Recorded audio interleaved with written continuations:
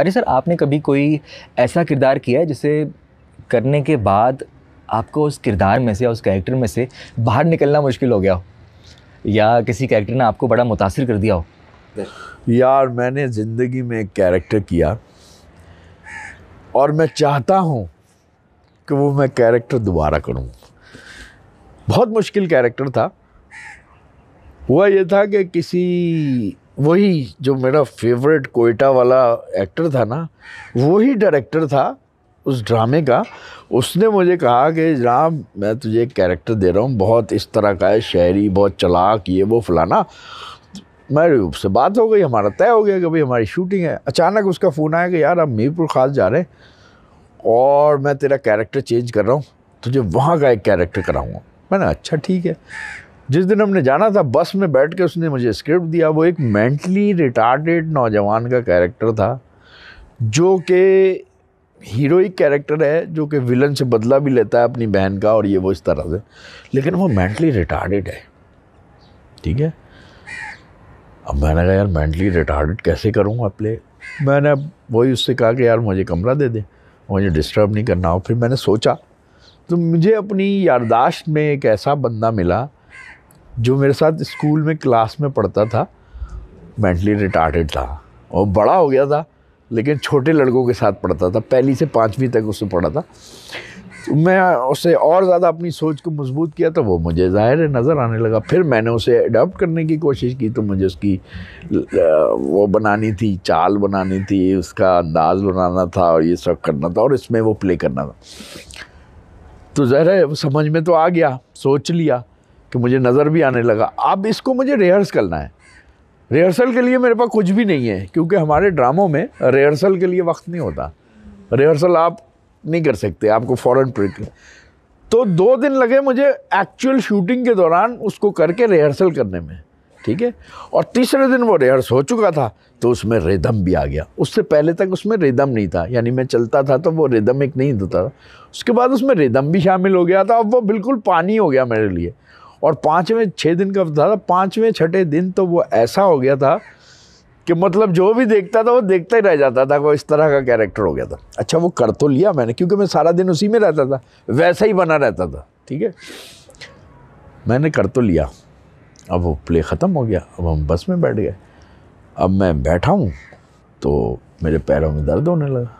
सही बैठा हूँ, बगैर उसके बैठा हूँ। मैंने यूँ कर लिया, सही हो गया। मैं यूँ कर लूँ तो सही हो जाए, मैं यूँ करूँ तो बेचैनी शुरू हो जाए, टांगों में दर्द हो जाए।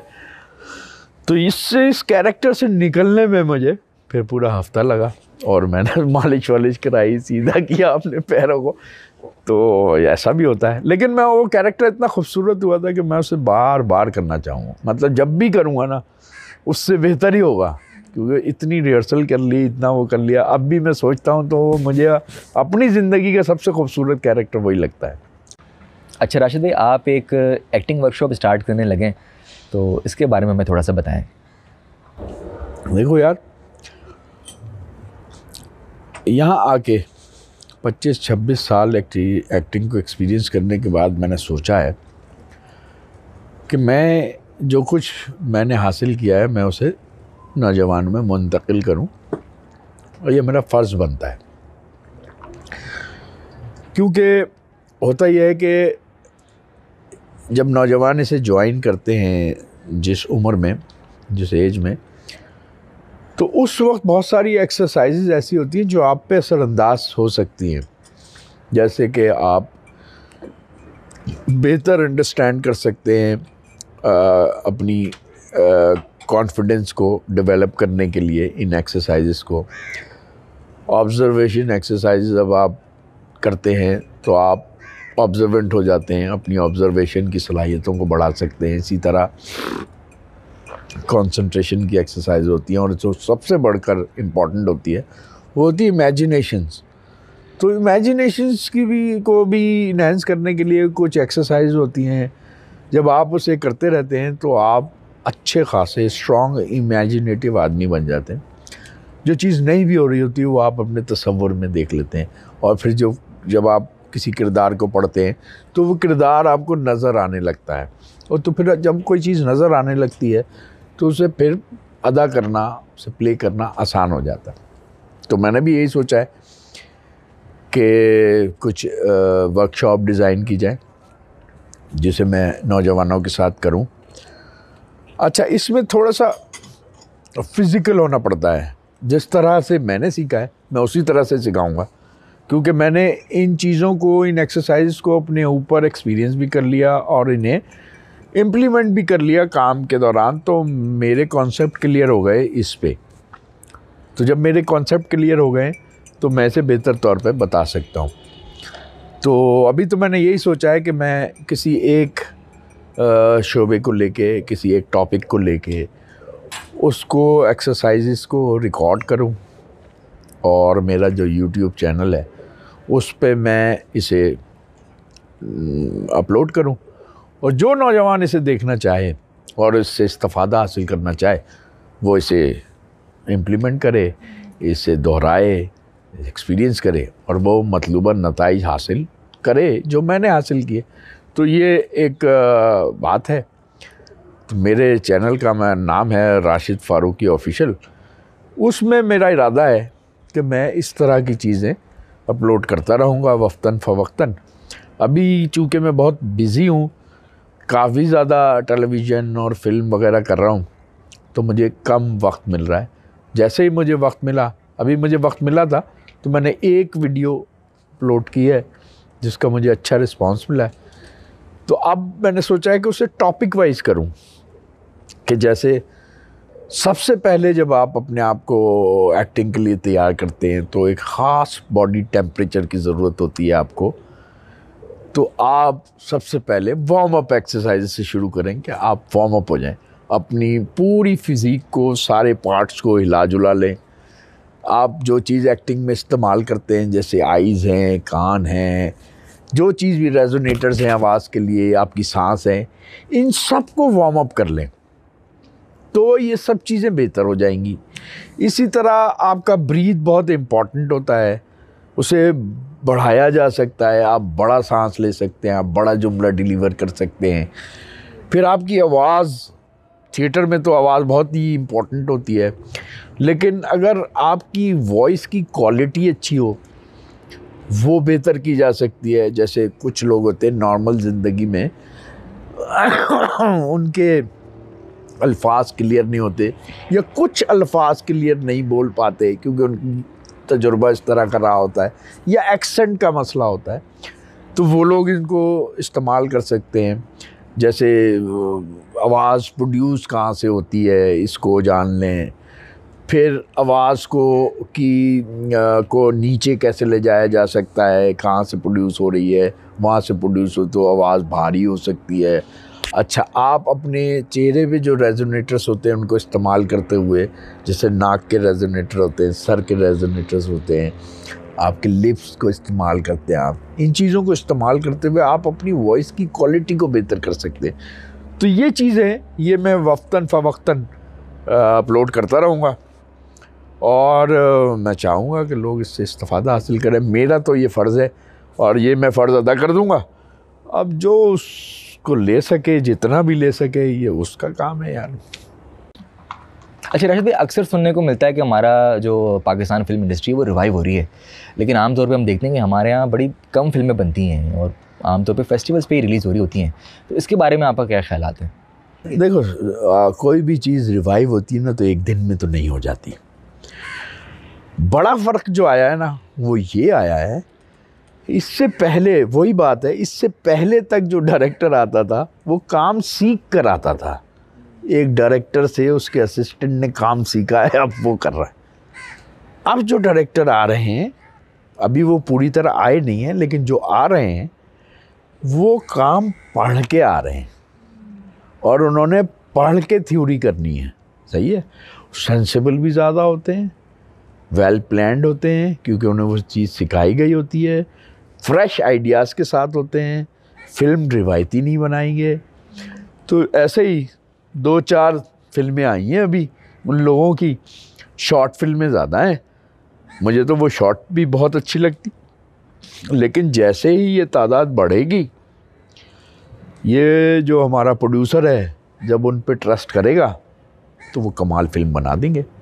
और ये तब्दीली आहिस्ता आहिस्ता आएगी, एकदम से नहीं हो जाएगा सारे वही आ गए तो वो भी कचरा ही कर देंगे। आहिस्ता आहिस्ता ये भी। और फिल्म तो हर तरीके की आनी चाहिए, बननी चाहिए। कमर्शियल बनाना है, कमर्शियल बनाओ, horror, action, crime drama, art, जिस म्यूज़िक, जिस चीज़ पे फिल्म बनाना चाहो बनाओ। सबको मौके मिलने चाहिए, उसी से तो फिल्म तरक्की करेगी। अब फिल्म एक तरह की बनती है, ज़्यादातर प्रोड्यूसर उसको पैसे चाहिए यार, 4 लगाए 8 आने चाहिए, है ना। अंदर का शौक नहीं है उसे पैसे कमाने हैं, उसने चूरन ही बेचना है। 2 आइटम सॉन्ग डाल के उसने हर फिल्म बनानी है एक ही तरह की। अभी ईद पे 6 फिल्में आ रही हैं, 6 एक टेस्ट की फिल्में होंगी।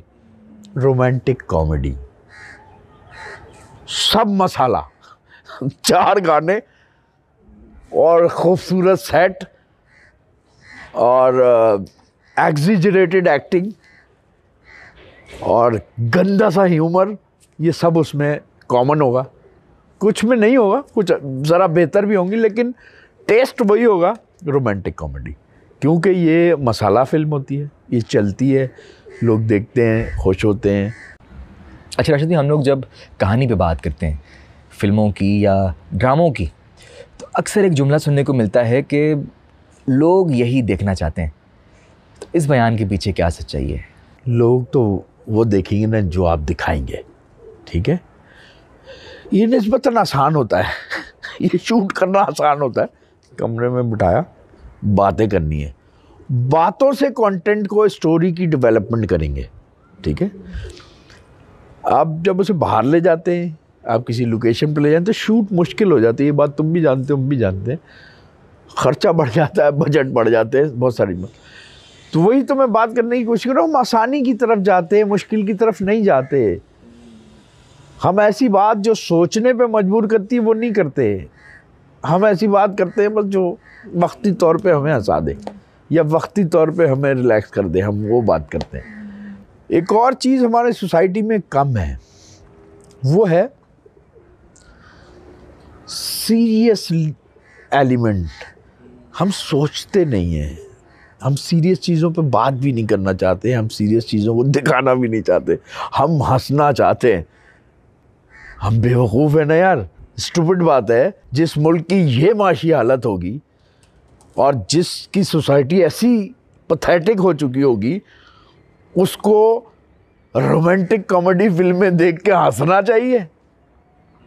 उसे तो बहुत सीरियस फिल्में बनानी चाहिए, सीरियस इश्यूज पे काम करना चाहिए, क्योंकि जो काम एजुकेशन ने करना था वो बहुवजह कोई भी मजबूरी हो वो एजुकेशन ने नहीं किया, जाहिल कौम बना दी। मैं ओवरऑल बात कर रहा हूँ, बहुत अच्छे तालीम याफ्ता और सुथरे लोग भी होंगे, लेकिन मतलब मेजॉरिटी की बात कर रहा हूँ। क्या नहीं है इस सोसाइटी में पैथेटिक बात यार। ये एक बंदे को गलत फहमी में इल्ज़ाम लगा के जला के मार देते हैं जो आपका मेहमान होता है। ऐसी सोसाइटी है। तो उस सोसाइटी को ट्रेन करने के लिए कुछ तो आपको सीरियस काम भी करना पड़ेगा ना यार। आप सीरियस काम करते नहीं, आप सीरियस सोचना नहीं चाहते, सीरियस बात नहीं करना चाहते, आप हंसना चाहते। ये क्या बात हुई यार। जी उसका जवाब ये देते हैं कि सोसाइटी में बहुत दुख है तो जो है वो हंसना हमारे लिए ज़रूरी है। भाई हंसो, आपका वक्त नहीं है हंसने का। किसी मैयत पे हंसते हो? नहीं हंसते ना, क्योंकि वो सिचुएशन नहीं है, वो वक्त नहीं है हंसने का। तो हर चीज़ का वक्त होता है। अच्छा राशिद भाई, आप तो बहुत सारे लोगों के लिए इंस्पिरेशन है और बहुत सारे लोगों को, इवन मुझे भी आपसे बहुत कुछ सीखने को मिलता है, लेकिन क्या कोई ऐसा शख्स है जो कि आपके लिए भी सोर्स ऑफ इंस्पिरेशन हो? बेशुमार एक्टर मेरे पसंदीदा एक्टरों की फहरिस्त में शामिल हैं। एक एक्टर था जो कि अब एक्टर नहीं है, वो टेलीविज़न पे किसी ज़माने में कोयटा मरकज़ से एक ड्रामा चल रहा था, उसमें एक कैरेक्टर था मिट्ठू का। उसको प्ले कर रहा था जब मैं उस बंदे को जानता भी नहीं था, और मैं आशिक था मिट्ठू के ऊपर। उसकी डिलीवरी, उसका अंदाज़ मुझे बहुत पसंद था। बाद में वो शख्स मेरी ज़िंदगी में भी आ गया। मैंने अपने 2-4 इंटरव्यू में उसका नाम लिया। फिर वो जब यहाँ पर आया उसने डायरेक्शन शुरू कर दिया, एक्टिंग छोड़ के। मैंने उसकी डायरेक्शन में भी काम किया और मैंने उससे भी बहुत कुछ सीखा। इसी तरह जितने भी सीनियर्स हैं, जैसे मैंने बहुत कुछ सीखा है वो मोहम्मद कबीर ख़ान साहब से सीखा है। उनका टेम्परामेंट, उनका अंदाज़, उनका हर कैरेक्टर को कंसीव करने का तरीक़ा, किस तरह से वो प्ले करते हैं और क्या क्या करते हैं, किस तरह सेट पे बैठते हैं, किस तरह बात करते हैं, ये मुझे बहुत भाता है। मैं उनसे बहुत कुछ सीखता हूँ। इरफान खूसट साहब, जिनसे मैंने बहुत कुछ सीखा। काज़ी वाजिद साहब मेरे बहुत अजीज़ दोस्तों में शामिल होते थे, मैं उनके कदमों में बैठा रहता था, उनसे मैंने बहुत कुछ सीखा। तो जितने भी सीनियर्स हैं, अभी भी मैं जिन सीनियर्स के साथ काम करता हूँ, मुनव्वर सईद साहब या और भी जितने सीनियर, शब्बीर जान भाई, और भी जितने सीनियर हैं, उन सब से मैं कुछ ना कुछ लेने की कोशिश करता हूँ क्योंकि एक तरह से वो मेरे लिए अदाकार तो होते ही हैं, मेरे सीनियर तो होते ही हैं, अदाकार एक किरदार भी तो होता है, तो वो मेरे लिए किरदार भी हैं। तो मैं उनको ऑब्ज़र्व करना चाहता हूँ, उनसे सब कुछ ले लेना चाहता हूँ जो उन्होंने ज़िंदगी भर में एक्सपीरियंस किया है, ताकि मैं जल्दी से भर जाऊँ, मुझे पता चल जाए। मैं तो सारी दुनिया को मालूम करना चाहता हूँ, जानना चाहता हूँ, सारी दुनिया का इल्म अपने अंदर रखना चाहता हूँ यार। अच्छा राशिद भाई, अभी ड्रामा ये जो आया है परिजात, इसमें हम देखते हैं कि बड़ा ही अनकन्वेंशनल सा हीरो है और आमतौर पे हीरोज़ बड़े डिफरेंट होते हैं, इस तरह के हीरो का इंतखाब नहीं किया जाता। तो इस डेवलपमेंट के बारे में आपके क्या ख्याल आते हैं? देखो यार, मैं परिजात का ख़ुद भी हिस्सा रहा हूँ और जो लोग उसे बना रहे थे उन लोगों को भी बहुत पर्सनली जानता हूँ। वो भी सारे स्ट्रगल करके यहाँ पर पहुँचे हुए, हीरो से लेकर डायरेक्टर और उसमें गुरु और जितने भी लोग उसमें शामिल हैं, वो सब स्ट्रगलर हैं, बहुत मेहनत करके यहाँ पहुँचे। और जाहिर है उन्होंने, वही मैं तुम्हें बता रहा था कि आइडिया की कीमत है। फिल्म बनाना 50 करोड़ लोगों ने सीखा हुआ है, क्या बनाना है की कीमत है। उसने ये सिलेक्ट किया है, देख ले, हिट हुआ है क्योंकि नई चीज़ थी, काला हीरो था, ऐसा नहीं होता। सोशल इश्यूज डिस्कस किए, ऐसे नहीं होते ड्रामों में। वो चीज़ें लोगों ने बेहतर एक्सेप्ट किए ना। तो इसी तरह मैं ये बार बार ये कह रहा हूँ कि सीरियस इश्यूज़ पे काम करें, हाँ, फिल्मों में भी करें, ड्रामों में भी करें, खूबसूरती से दिखाएं यार।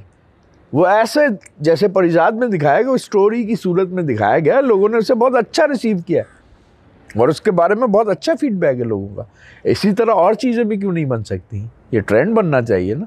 और खूबसूरती, हीरो में कहाँ से खूबसूरती, हीरो तो आदमी यहाँ से होता है, जितना स्मार्ट आदमी होगा वो यहाँ से होगा।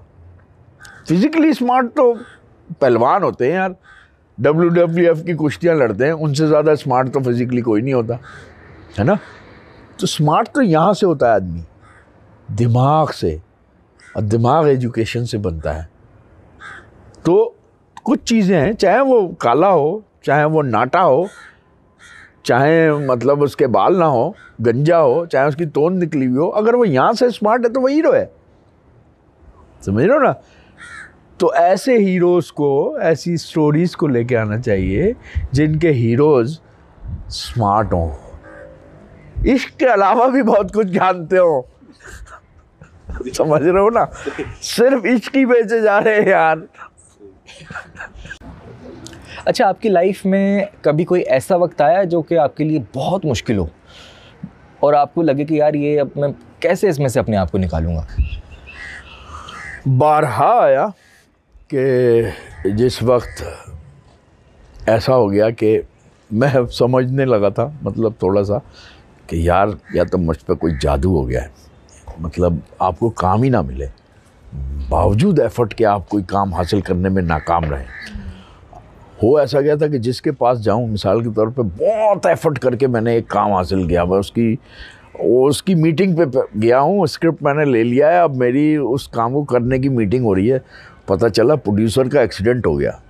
अब मैं क्या सोचूंगा यार घबरा गया। मैंने कहा यार मेरे साथ जादू हो गया। तो मेरा एक दोस्त है, उससे मैंने कहा कि यार मुझे ऐसा लगता है कि मेरे ऊपर जादू हो गया है।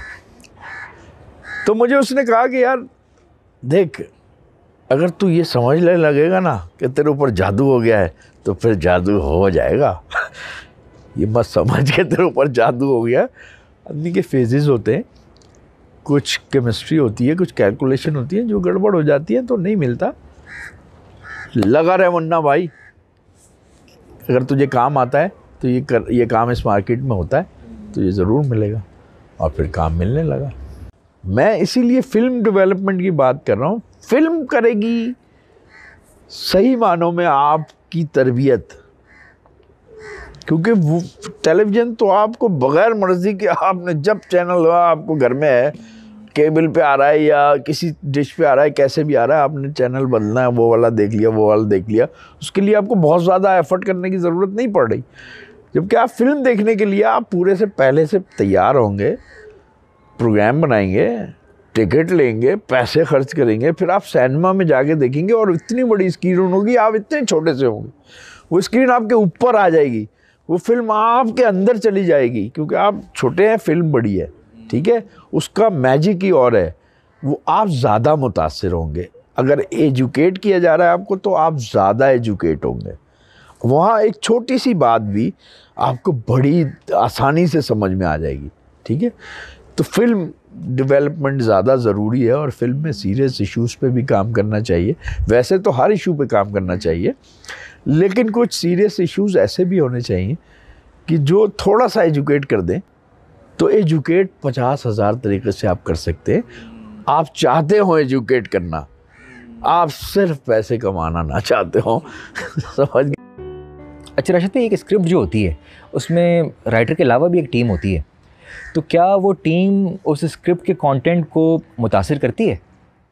हाँ, बहुत हद तक मुतासिर करता है यार। देखो, स्क्रिप्ट राइटिंग या स्क्रिप्ट जो होता है वो पहली चीज़ होती है जो क्रिएशन होती है किसी भी चीज़ की, फिल्म की, ड्रामे की, किसी भी चीज़ की क्रिएशन स्क्रिप्ट है।